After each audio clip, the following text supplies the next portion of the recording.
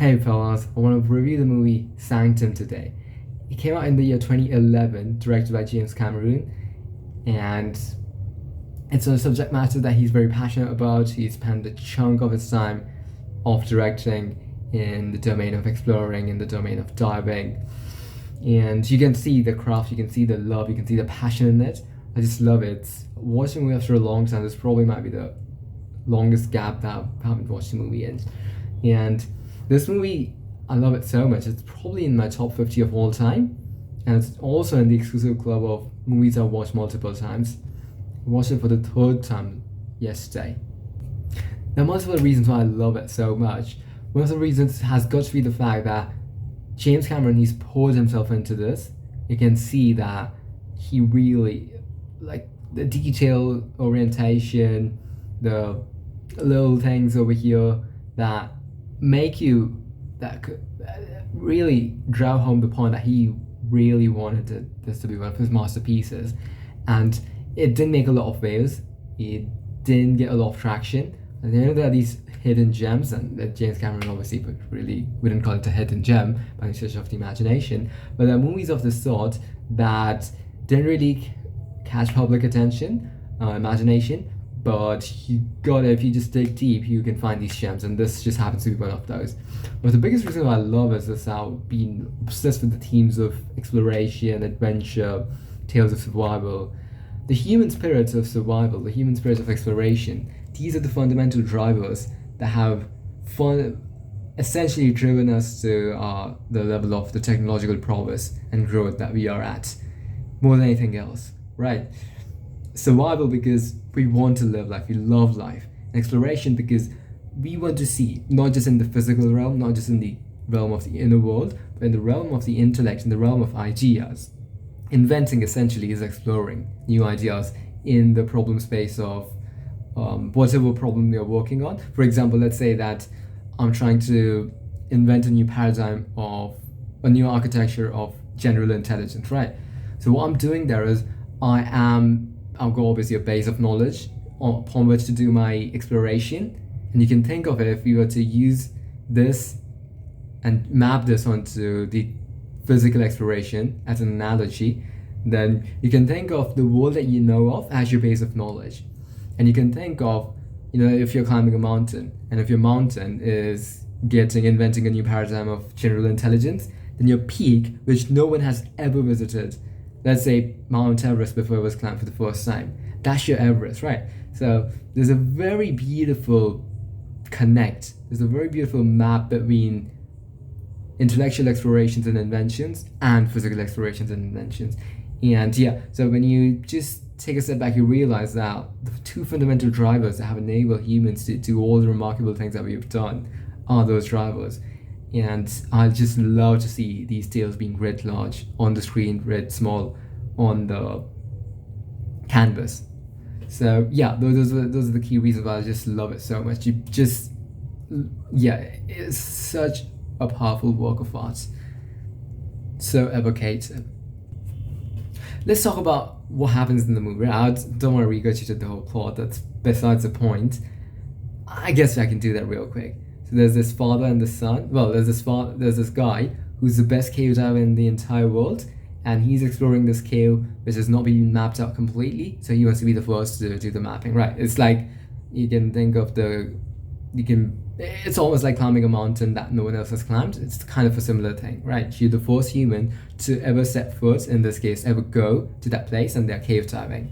So in cave diving, you obviously are carrying oxygen, many different protocols, like you have to do decompression appropriately so that you don't get decompression sickness, etc. Right? All sorts of different things that go into this.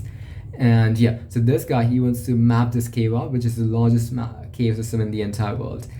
And one of the beautiful visuals that you see at the start of the movie in the initial few minutes is a 3D section of a 3D cross section of the cave system. And yeah, I've got a few bones to pick. We're going to look at a few plot holes, and one of them is related to this point, but leave that, I will bookmark that for the moment. And so there's this father who's exploring this cave, and he's being funded, as one does, by a really rich person.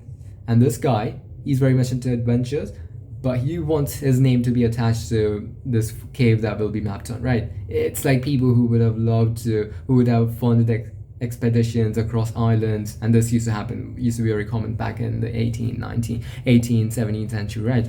Where there were so many islands for the picking, and so people like, I mean, Columbus, his expedition was funded by, obviously that's more of an extreme example, but the point is that rich patrons have funded these things so that they can be remembered, right? They want to have a legacy, and so this rich guy, he wants this to be one of his legacies, and so, but he also wants to join this diver, and they're on the last leg, so basically they're pretty close to mapping out the entire section, right?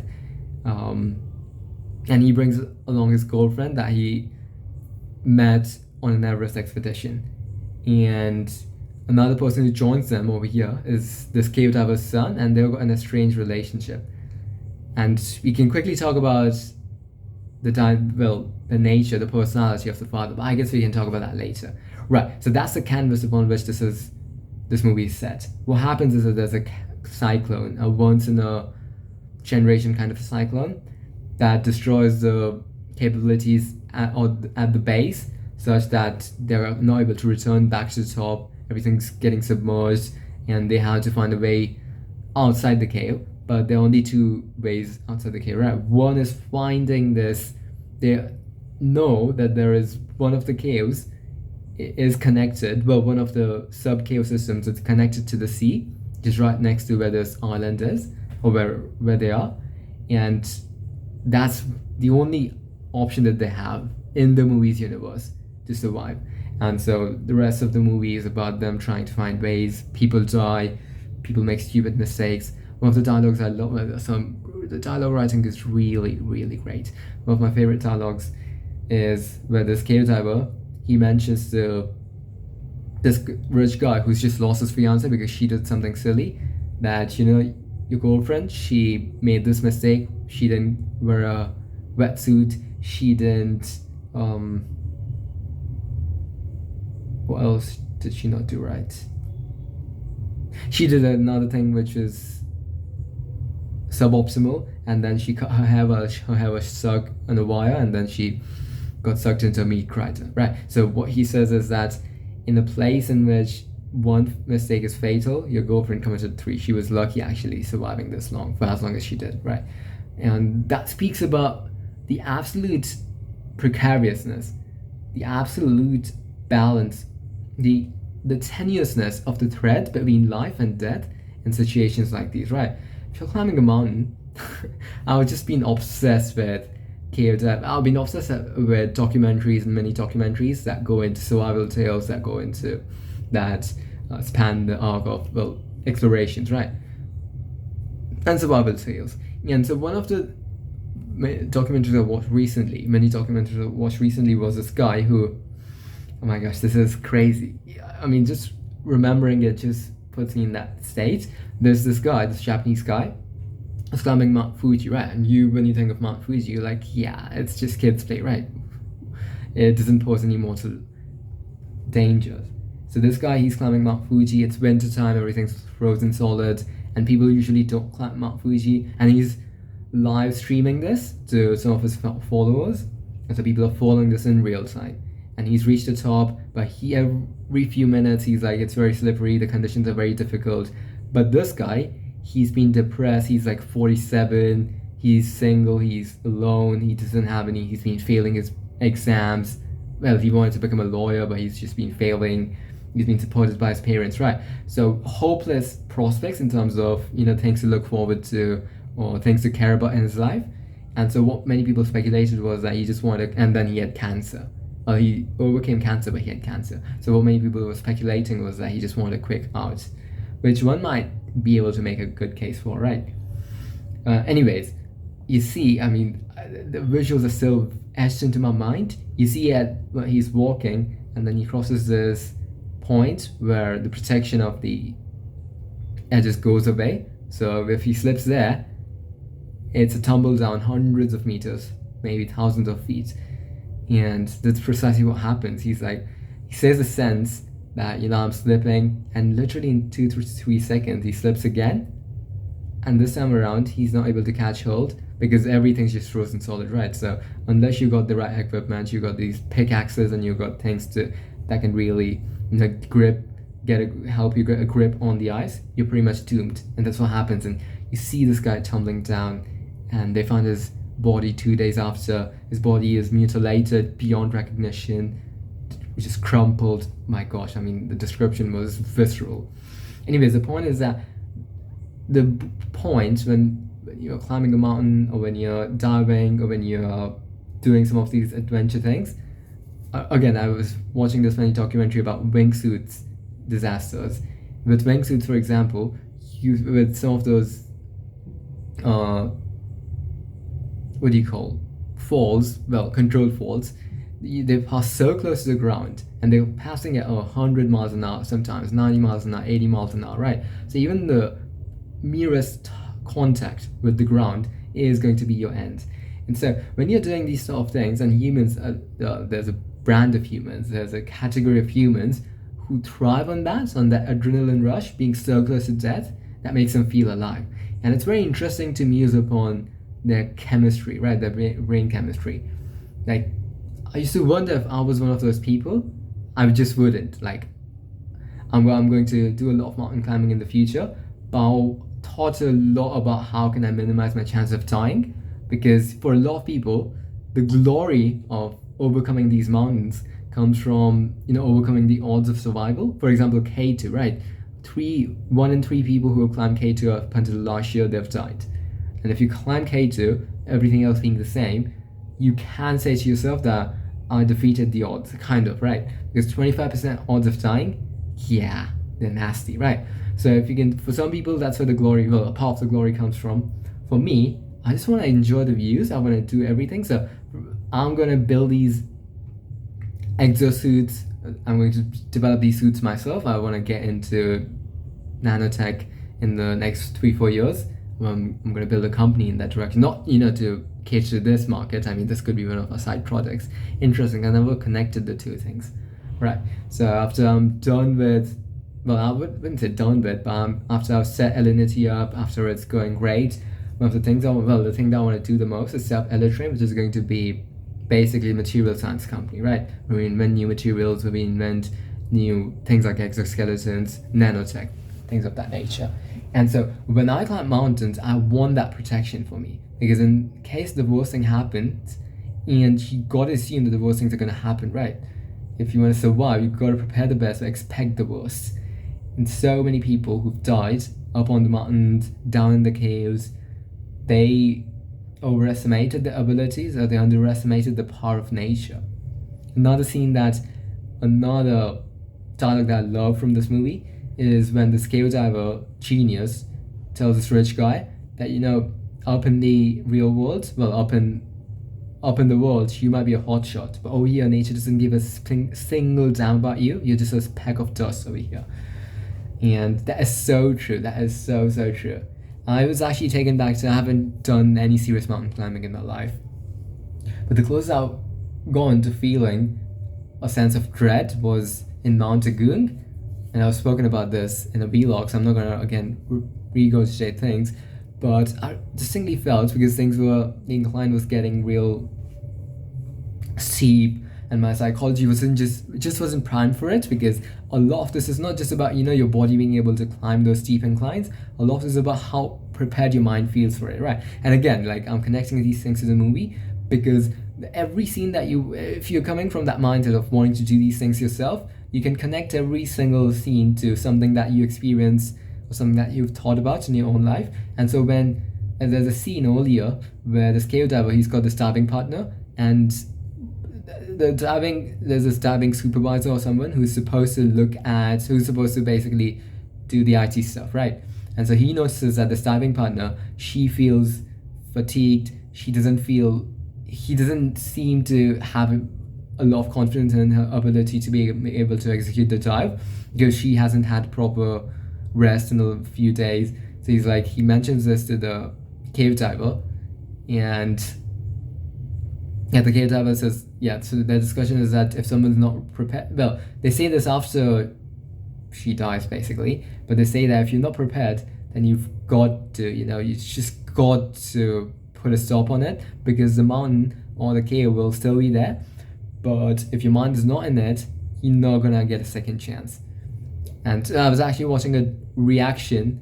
I was watching a cave diver talk about this movie, give his thoughts on this movie, and this is what the cave diver was saying, that if you're not ready, if you're not primed for it, if you're not primed at your peak psychology, then you're not going to be able to make it, because this is going to require your best, your absolute, and more than that. And so yeah, she basically was like, again, this is a mistake that many people make. Like, when you're in those states, when your body hasn't really had a ton of food, when the oxygen levels are depleting, be it going up or be it cave diving, your mind is not going to be in the best state to make these decisions. So you have to kind of front load off these decisions, right? It's like, okay, if I feel below this level at all, I need to put a stop on it. I cannot go a step further. And you gotta assume that your body is not going to be able to make those decisions once you're in that position. But yeah, so I remember that my gut feeling, even though you're not Mount Agung, but like, it is not a difficult mountain by any stretch of the imagination. I had taken a crazy route to get to the top, but even that route, it shouldn't have been as scary as it felt to me. And the reason it felt so scary to me in that moment was that there are a couple of reasons, right? Like, being stuck in that forest for the 3 hours I had been stuck for, where I was losing my morale, where my spirit was being sapped. It took away, like, you can think of your morale as a finite quantity. Now, you can refurbish it, you can refurnish it, you can revitalize it, but it takes active, conscious effort. And sometimes when you're close to the top, or when you're climbing, you don't have time to think about how I can, refurbish that spirit, that morale, right? And this takes me back to a scene from one of my other favorite movies, Everest, where Rob Hall, of all people, who was a very experienced, a very successful climber, I think he, at that point in time, had climbed Everest. He probably would have been in the top 10 in the list of the people who climbed Everest the most. And yet he lost his morale, he lost his will to live, despite his wife. And that was, oh my gosh, that was such a heartbreaking scene. So this guy, I don't know whether they took creative liberties, but there's a scene where he's stuck up there, but they're able to make radio contact with him. So, people in the base camp, and then they call his wife because they want his wife, because he's not budging. He's stuck there. Like, he has lost so much. He's just depleted in terms of morale, right? So he cannot. Once you're stuck in those positions, unless you can really will yourself, it's very difficult to get out of it. And we see this with, again, connecting dots with the movie. There's this guy who's got decompression sickness, and he's doing well, but not doing well. Not doing well, obviously, but he's coughing, and he's like, okay, I've got the bends. I don't think that I'm gonna make it. And he loses his will to live, and so he just disappears because he doesn't want to be a burden on the rest of the team. He doesn't want to slow them down. And so we see this. And yeah, with Rob Hall, for example, he wasn't able to, make himself spend the next 3-4 arduous hours that would have taken him to get to the, like, think about that, right? The difference between life and death for Rob Hall on that day, if they didn't take too many liberties. I've got to read the book Into the Air, but anyways, if that movie was faithful to the real life story, then he was just like 3-4 hours. He just had to push himself. He couldn't do it. He couldn't do it for his wife. He couldn't do it for his child, who was, they were about to have a baby, he and his wife. He couldn't do it, right? Like, that's how far his mind was gone. And this is an elite mountaineer, like one of the best in the world. He was one of the best in the world. And so if one of the best in the world cannot convince themselves in certain situations, that's got to tell you of the precariousness of mountain climbing and cave diving and these kinds of adventure activities. Yeah, so that's very interesting, isn't it? But cave diving, I've never taken a fancy. Like, I watched a ton of documentaries on different adventure sports. I want to try certain things, like, climbing from a hot air balloon, Paragliding, obviously, I mean, that's pretty simple stuff. But yeah, the things I want to experience maybe 1 to 3 times. Once I can actually feel that I'll minimize my odds of dying to the degree that it's almost like a stroll in the park for me. And you can do that. And the reason for why my risk tolerance has gone so high, or gone so low rather, is I care a lot more about life, just one thing, than I would have maybe that's not it. Like, it's about, I've got a lot more to look forward to. Like, my life in the future has taken shape in terms of where I wanted to go, the things I wanted to, the things I want to experience, the things I want to build, the things I want to become, the states I want to inhabit, right? So I've gotten a far clearer picture of many of those things, which makes the future far more real than would have been, let's say, 10 years in the past, where I was I'm still a dumb kid in a way, but I would have been much dumber back then, where I didn't really have a good formulation for what the future could hold and what the future could mean for me, and what the future could give me, and what I could get from the future, right? So that's one part of it. The other part of it is that I do want to have a family, I want to have kids, and yeah, that also nowhere close to wanting to have a family, like nowhere close to it. But that also changes the risk calculus.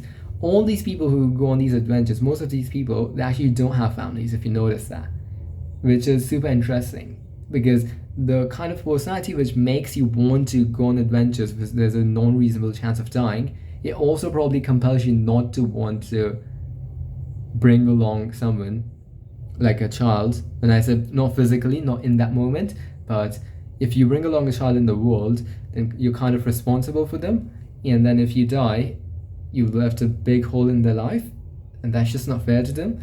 And that's something that a lot of these people get, which is good to see, right?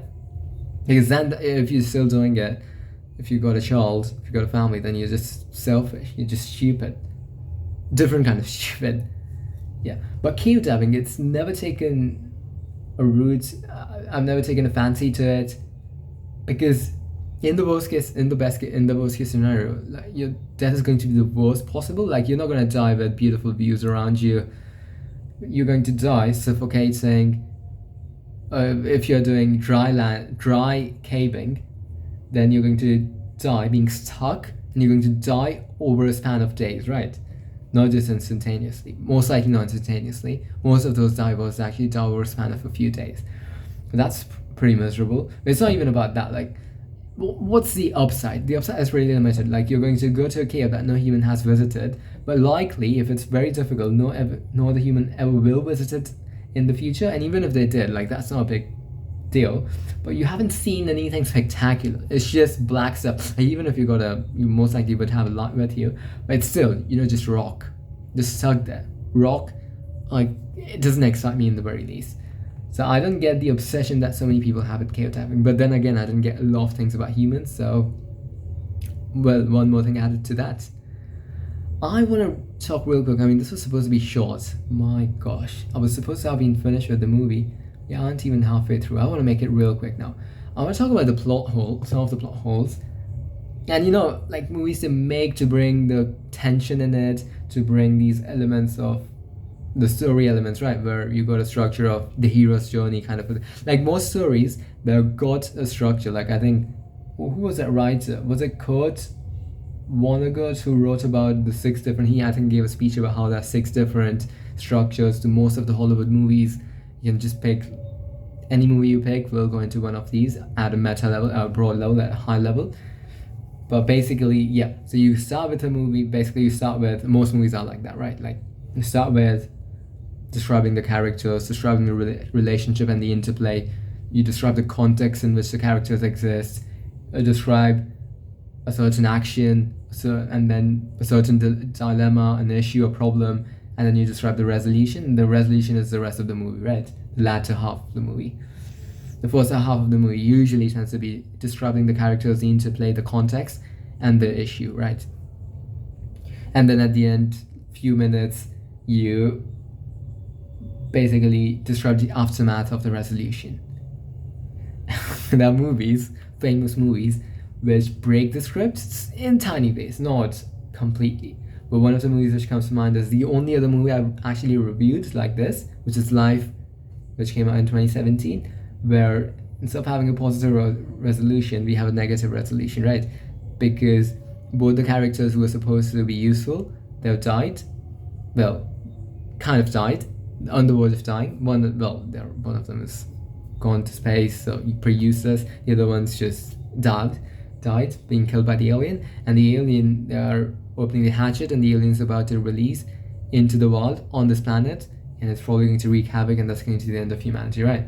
So yeah, obviously loads of movies have broken the script, or they'll tweak things around here and there, but the meta themes generally tend to be the same. With that in mind, you cannot stay faithful to reality, right? You gotta do things which, even there's always a suspension of disbelief, right? The reason I felt so strongly about the movie, I actually cried the first or the second time I watched the movie, because there were some very powerful emotional themes that we are gonna get to. Apart from the fact that it just appeals to me, right? Adventure, epic, exploration tales, they just appeal to me on a deep level. But then there's a dynamic between the father and the son who don't have the best relationship, and how they come closer together over the course of the movie, latter half of the movie. That dynamic made me cry, made me moist at least. And then the son having to do what he did, to put his father to rest, literally, that again brought some tears in my eyes. Not yesterday, but the last time I watched it, which was like 3-4 years back. It was a very cold day in London. I remember that day. I just come from a run. I was like, okay, I want to watch a good movie. I couldn't find anything. Come upon Sanctum. I'm like, yeah, you know what? Just go back to the classics. So plot holes are needed to, and they work fine. Plot holes are not a big problem, right? Because again, there's this expectation of suspense of disbelief, so we can make it work. One of the big plot holes in the movie was the 3D map shows them being on an island surrounded by water on all sides.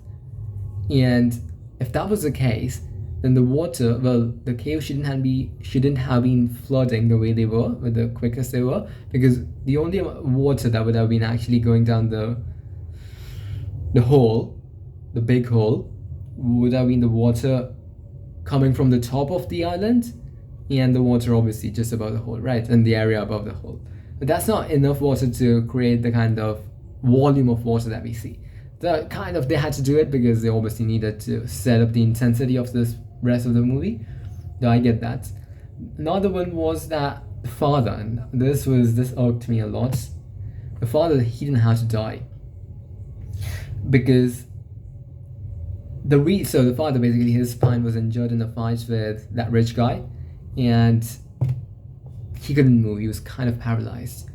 But you don't have to die if you're paralyzed, right? Paralyzed people have lived decades and decades. What happens is that the father, they want to do this because it's kind of a high emotional note, right? This kind of scene hits a high emotional note. Our son having to do the most difficult thing that you could imagine someone doing, which is to, kind of kill your own father, which is what he does in that scene. Kill is the wrong word. Basically what he does is that he submerges his father, he drowns his father. And the father says that you had to do this for me. That's why he does this. But it's still no matter the context, it's still difficult, right? It's the most difficult thing that you can imagine anyone doing, basically to put their favorite person, one of their favorite people, out of misery. They have to kill them, right? It is obviously one of the most difficult decisions anyone can make, and he has to make that.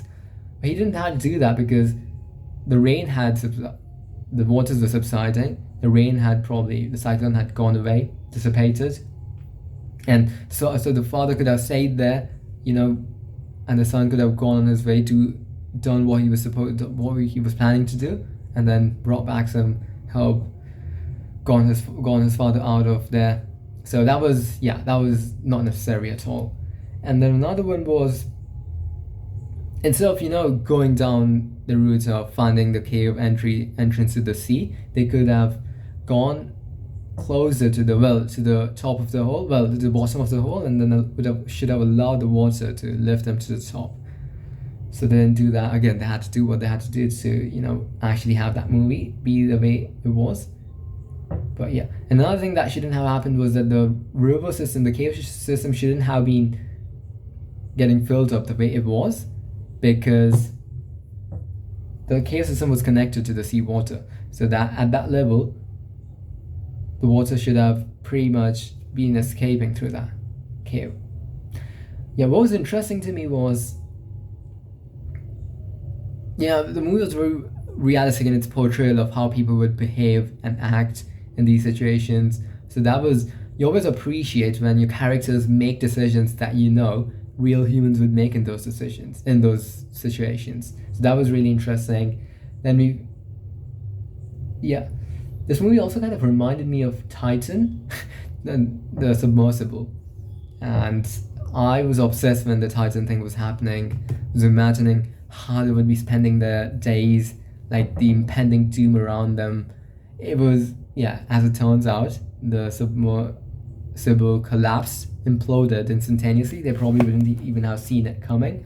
They wouldn't have known that death was imminent. And before they know it, biology becomes physics, right? Which is an insane way to go. It's probably the first time that humans have gone that way. Like one of the few times maybe that humans have gone that way. But the movie has this parallel with what happened in the Titan submersible, in the sense that the Titan had 2 billionaires. This movie had a billionaire, and no matter how rich they were not able to prevent these worst case outcomes, because in the face of nature, no matter how much power you have, no matter how much wealth you have, you're powerless. You're like a smudge, you're like a dust particle in the face of nature. I want to quickly talk about the father's psyche. He was driven to. Wasn't emotionally equipped to have great relationships with his wife and his son. He was someone who thrived under unrelenting pressure, in these situations where exploration was the thing rather than building, maintaining human bonds. And so there's this very honest dialogue where he talks to his son and he says that I failed you. I wasn't the father that you needed to be, I wasn't the husband that your mom needed me to be. But it wasn't because of lack of love. It's just because of the way I'm built, that these are my churches. This is where I thrive. This is what I can make sense of. Up there, everything's alien. And there are people like that. And that actually got me thinking about this that I wanted to talk about, which is the fact that exceptional people, most of those people, they tend to be wired exceptionally. I mean, that goes without saying, that is almost by default, but they don't seem to be great at relationships. They seem to be weird with people, kind of weird. I mean, I'm using weird in a certain way. They don't seem to have the best of equipment when it comes to people skills, relationship building skills, right? And like you look at most historical figures, like if you look at the great man theory, all the people who actually satisfy the great man theory, most of those people, probably, be it Einstein, be it Newton, be it Faraday, take your pick, right? Most of the people weren't great, like despite their best intentions. And as someone who wants to do a lot of exploring, do a lot of inventing, I do wonder about the fact that, and then that reminds me of this joke where Elon Musk, when he went to SNL, he said that, I'm taking humans to Mars. I'm literally revolutionizing the electric and the renewable energy and electric vehicle industry on the planet. Did you really expect me to be a normie dude? Which is a very valid point. And so my point is that is it possible to be exceptional, to have an exceptional impact on the planet in terms of the things that you build, the things that you invent, your body of work? Is it possible to be exceptional, to be a great man of history, to leave an imprint on history, and still having great relationships? It's a very interesting question.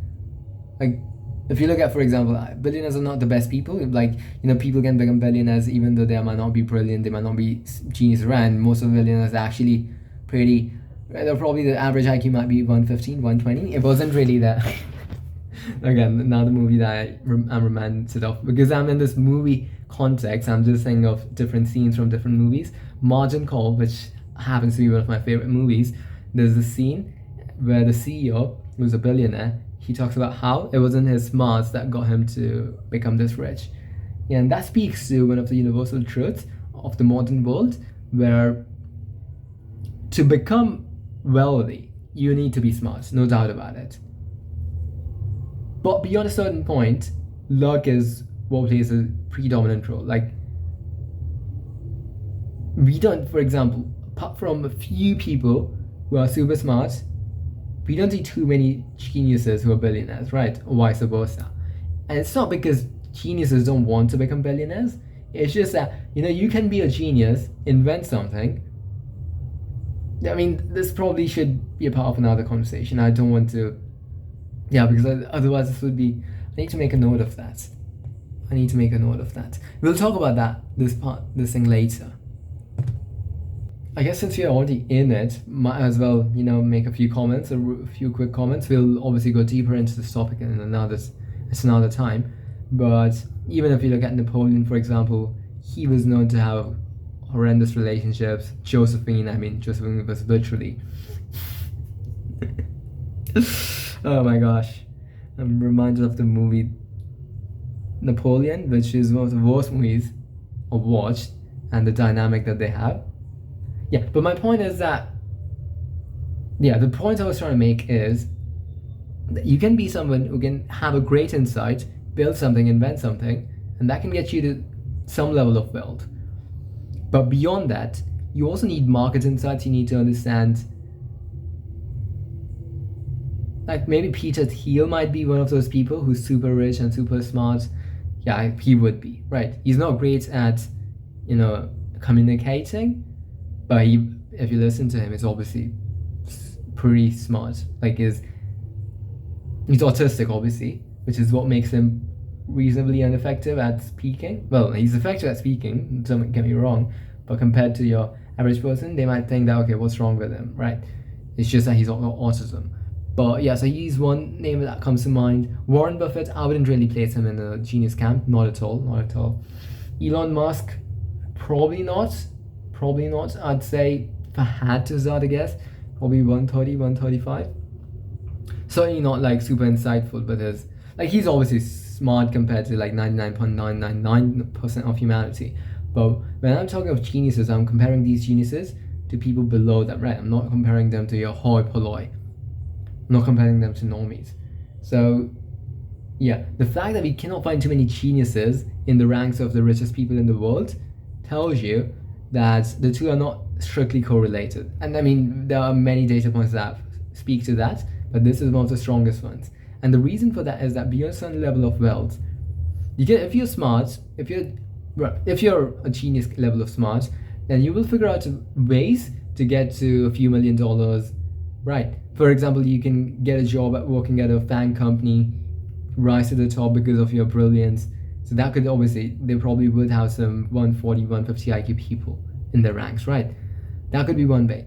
And then if you're trying to build a company, then you have to understand how the market dynamics work. You have to understand people psychology. What do people want? And sometimes, you being genius, you might miss those things because it might be difficult for you to arrive at these insights. For example, Facebook, right? If you are a true genius, I mean, it's arguable these are discussions that need a lot of time to get fleshed out, and I'm thinking here in real time. So again, I haven't got really fleshed out hypotheses and arguments. But if you're a genius, would it be obvious to you that the world needs Facebook? It wouldn't, right? Like people sharing their photos with random strangers or even with friends. Like, why would it make sense to you? Like as a business model, how could you become a trillionaire? Now, Mark Zuckerberg is smart, don't get me wrong. But again, he's not like, when you listen to his podcast, when you listen to his interviews, and now watch him speak for probably 15, 20 hours, into maybe more, easily, maybe 30 hours in total, which is a pretty good amount of time to understand where someone's head is in. And I listen to a lot of people, a lot of really smart people, and sometimes I listen to these people and I'm like, what the hell? Like, I'm like a chimp compared to these people. Because I literally am like a chimp, right? The way I think, the way I process ideas, the speed at which I process ideas, the way I articulate these ideas. And then I draw contrast because I obviously have a direct insight into my level. And I listen to these people.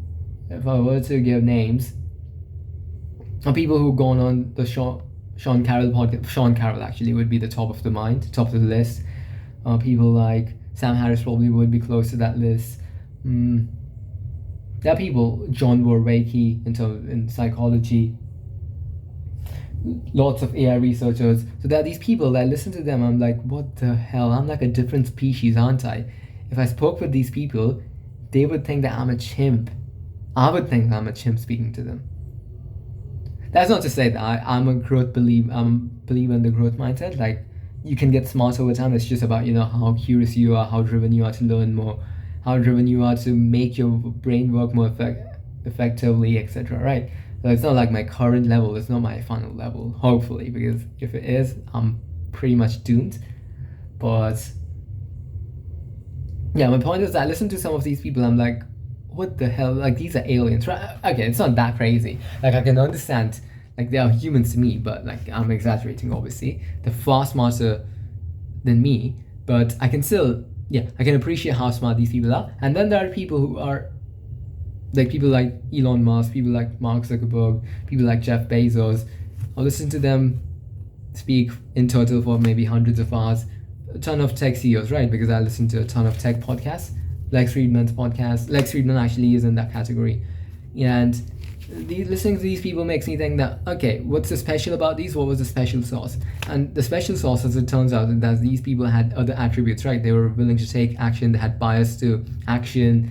They were they were able to forge the connections that they needed to build the relationships they needed to, their non-technical skills. They were able to go in-depth enough into a technology, into a science, that they could actually build that stuff or have a high level and low level and high level understanding of things, that such that they could talk about it with conviction. Let's say that if I'm talking about building a rocket, I would be able to describe it at a very basic level, right? Where you got the fuel, you got a propellant that burns with the fuel, then you've got, obviously, like, in very basic terms. But if you ask King Elon Musk the same question, you'd be able to give you a very detailed exposition of this.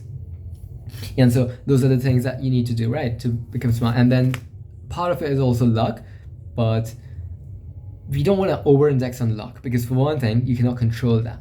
So whatever luck was involved, and luck is something that either good luck or bad. Usually when you talk of luck in this sense, it's obviously good luck. But because one thing, you can't control it, so no point in talking about it. Second thing, it's also stupid. Because you can't control it, what's the point of talking about it? I kind of relate it to the same, but there was another point that I forget. Yeah, anyways, that tells you what were we talking about.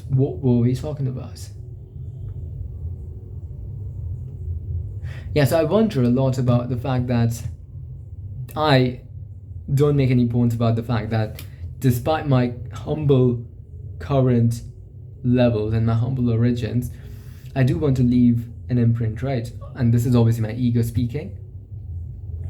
But you don't want to kill your ego completely, and this is a separate discussion. I don't want to keep on jumping from one discussion to the next. I want to keep it focused. Even as I say that, I see that 43 minutes have passed in a vlog which is supposed to last 10 minutes. So yeah, I'm pretty bad at it, evidently. Anyways, I want to leave an imprint on history. I wouldn't say I want to join the ranks of the great men of history, the great men and women of history, but I certainly am driven to do things that materially change our trajectory towards a better, do great things for humanity, right? And a lot of these things sound delusional. A lot of these things sound grand, delusions of grandeur, but I want to do it. Like, I'm driven. That's one of the impulses which drives me, which is fine. I mean, nothing wrong with that impulse. You want to refine it over time, which I'm going to I'm going to obviously going to do. But my point is, I also want to have a family. I want to have great relationships because that's something that I haven't really been blessed with too much. And you learn lessons about what not to do to build when you don't have something which goes according to what you would want it to, according to where you would want it to go. You know what not to do, which is a really good starting point. And so what you want to do with, for example, this is that, yeah, so what I don't know is that how important are each of these things, right? Could I rank order them? I can go building great relationships versus, actually inventing something that materially changes our planet's trajectory, that actually impacts the future of humanity, which is to say that impacts every single person born in the future. Still don't know. Like, I don't think I have to settle for either or. I do think that if you're conscious, and I do think that I've got the background material to succeed on both the fronts. Might not actualize the ultimate vision on the first front, because that's very difficult. Like, that's but we'll see.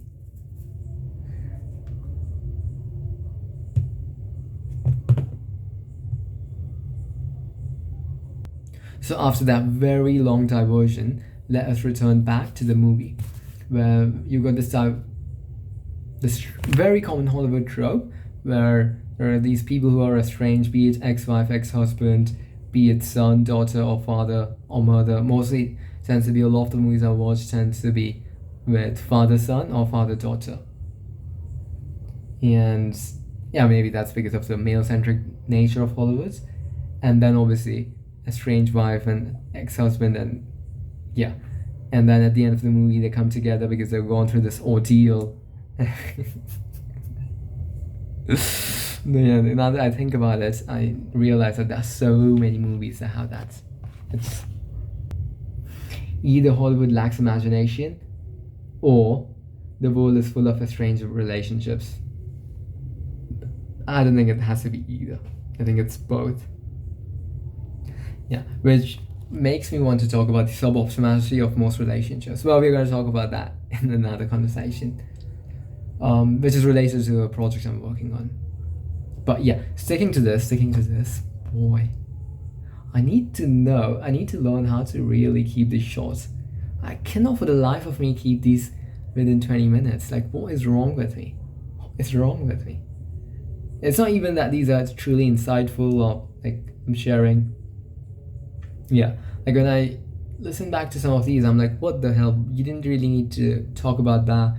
You just wasted time talking about this. And yeah, pretty suboptimal. I need to work on this. Anyways, yeah, the strange relationships. Like, I was watching a video of how Grab was built, which is a super app in Southeast Asia. I actually use Grab while I was in Bali. May Maha use it in Malaysia too? Probably didn't use it there.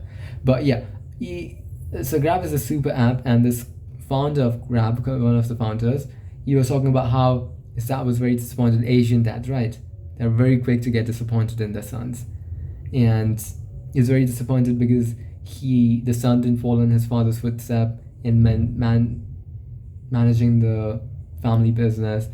And despite the son now being worth billions of dollars, which doesn't matter. I mean, that's besides the point. The point is that the son did achieve success, and his father wanted him to. The reason his father was training him in all the ways he was, teaching him that, you'll have enough time to rest and sleep once you die.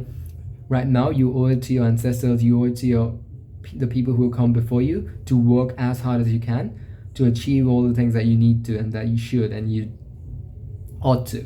And he did do all of that, and he went over and beyond, right? Building Grab, a $14 billion company, which in one region of the planet, which is not an insignificant region, it's the top company. He's provided employment to 13 million people, right? So by objective metrics, by all sorts of metrics, he's just done great. But he was asked this question in the interview that, what's your relationship with your father? Has your father reached that? Or yeah, what does your father have to say about this after the estrangement? And the son was like, he hasn't spoken with me since. And I was like, wow.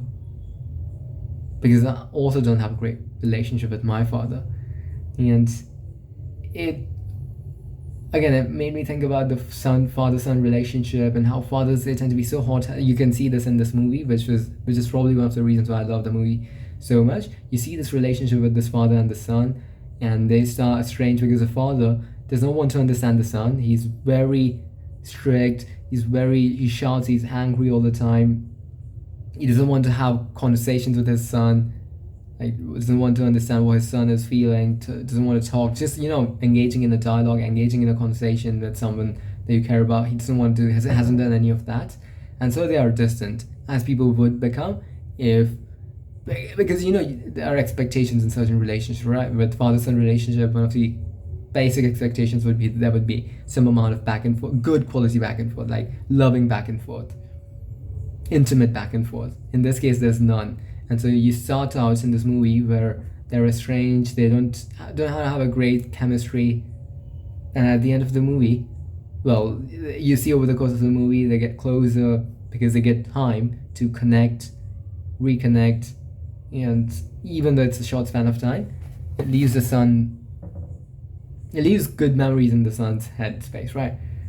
And such a beautiful, like, James Cameron is known to not be great at displaying these human things. I mean, we see that with Nabi, for example, Avatar. Like, I haven't watched some of his movies, but based on what I have watched, he isn't great at getting the emotions of the characters and the exchange of emotions to come out, or to portray these in a very powerful, very evocative way. He's not great at that. And maybe one of the reasons might be that he's divorced twice or something of that sort. But the point is that he isn't great at that. So sometimes you have to overlay your own emotions and your own lived experience on top of it, which I was able to do because I could see hints of, my own relationship with my father in this relationship. And so when I was watching that Grab video, where that son is like, despite me attaining all of these things, which I hoped would make my father proud, which I hoped would make my father come around, he still hasn't. And you do wonder about how stubborn and how close-minded many of the fathers of the yesteryears were, and even today, right? Obviously, that gene hasn't gone completely extinct, metaphorically speaking. But you do have to wonder about the fact that, like, everyone should be taught how to be a good father, because the cost of not being a good father, because people need to be taught how to be a good mother too, don't get me wrong, but that's almost more instinctive, and that is far more common than being a good father is in the world, right?